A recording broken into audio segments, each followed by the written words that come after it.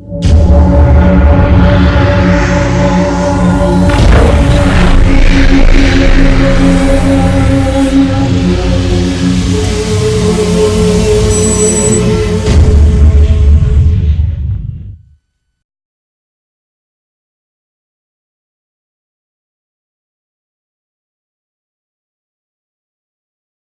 do you want to be when you grow up, Olivia? An astronaut.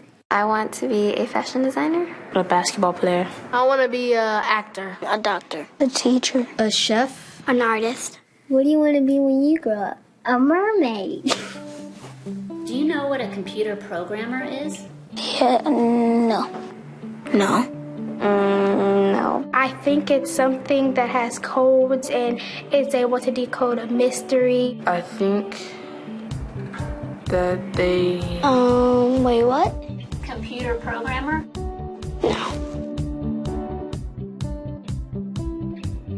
Nowadays, just about everything requires some form of programming.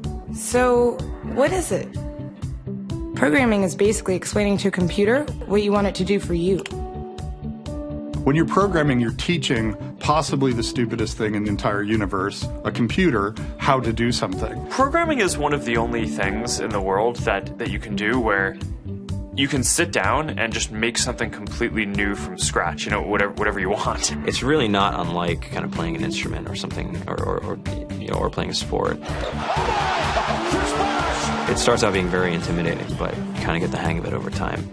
Coding is something that can be learned, and I know it can be intimidating. A lot of things are intimidating, but you know, what isn't? A lot of the coding that people do is actually fairly simple.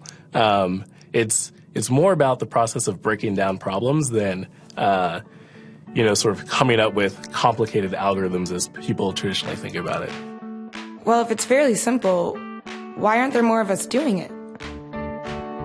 Over the next 10 years, there will be 1.4 million jobs in computer science, and only about 400,000 grads qualified for those jobs. That's a shortage of 1 million people. So, how do you start?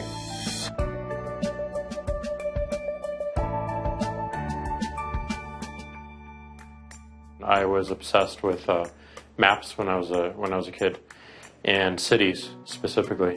So I taught myself how to program. I had a very clear goal of what I wanted to do, which is to see a map of the city on my screen and play with it. Put things on the map, move things around the map. See what was happening in the city, how it worked, how it lived, how it breathed. The best early thing was actually using software to decide when the classes in my school would meet, and that put me in a position to decide which girls were in my class. The first program I wrote asked things like, what's your favorite color? Or how old are you? I first learned how to make a green circle and a red square appear on the screen. The first time I actually had something come up and say, hello world, and I made a computer do that. It was just astonishing. When I finally learned a little bit of programming, that blank wall resolved into a bunch of doors, and you open them, and finally you start to open enough doors that the light comes in. And to me, a finished program is like a structure filled with light. All the corners are illuminated. You understand the structure of it. It's a really serene feeling to have completed that.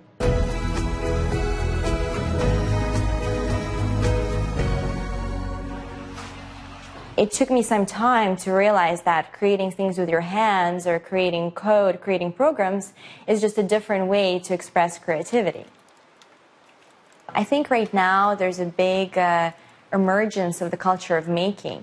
People who make their own scarves and hats, people who write their own apps. Now it's just limited by your imagination and sort of what kinds of ideas what kind of understanding can you build into the computer so that it can do these things that were previously impossible.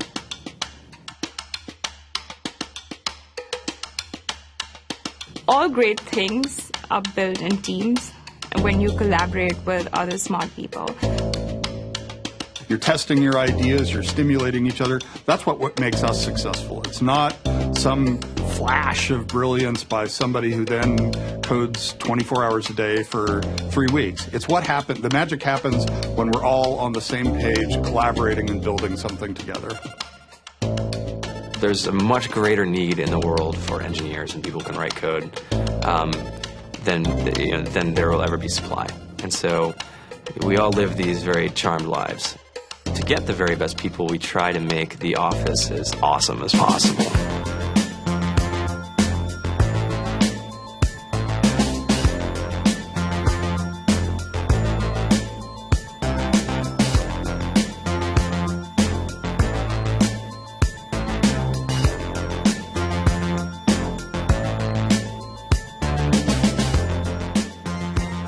We have a fantastic chef, Free food, breakfast, lunch, and dinner.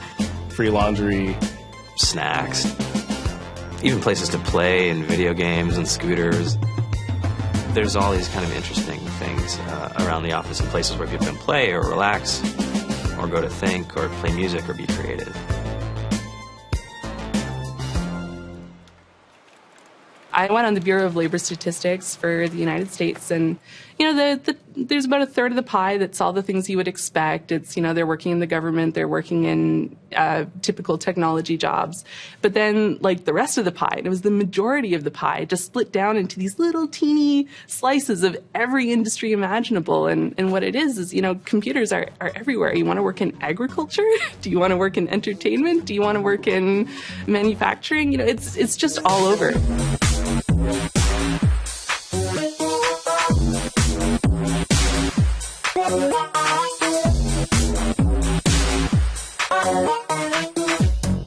Here we are, 2013.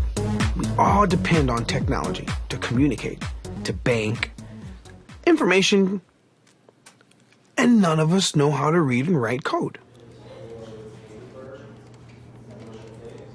So you guys, what else? Who else has an idea of what we can change with our programming? What else can we do? Tiffany? What I saw my students take away from using Scratch and programming in our classroom is that they were willing to push through problems. It really builds critical thinking, it builds problem solving, and it's something that they can then apply to math in the classroom or their reading skills. We integrated science with this programming, and I saw my scores go up 30%. When I was in school, I was in this after-school group called the Whiz Kids. And when people found out, they laughed at me and, all these things. And I'm like, man, I don't care. I think it's cool. And, I'm learning a lot. And some of my friends have jobs. It's important for these kids.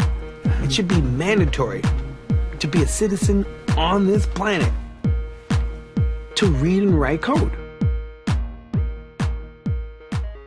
I just think you have to start small, right? And I think that's one of the biggest misconceptions about computer science and programming overall is that you have to learn this big body of information before you can do anything. You don't have to be a genius to know how to code. You need to be determined. Addition, subtraction, that's about it. You should probably know your multiplication tables. You don't have to be a genius to code. Do you have to be a genius to read? Do you have to be a genius to do math? No? No? I think if someone had told me that software is really about humanity, that it's really about helping people by using computer technology, it would have changed my outlook a lot earlier. Whether you're trying to make a lot of money or whether you just want to change the world, computer programming is an incredibly empowering skill to learn. To be able to actually come up with an idea and then see it in your hands and then be able to press a button and have it be in millions of people's hands. I think we're the first generation in the world that's really ever had that kind of experience. The programmers of tomorrow are the wizards of the future. You're going to look like you have magic powers compared to everybody else. I think it's amazing. I think it's the closest thing we have to a superpower. Great coders are today's rock stars. That's it.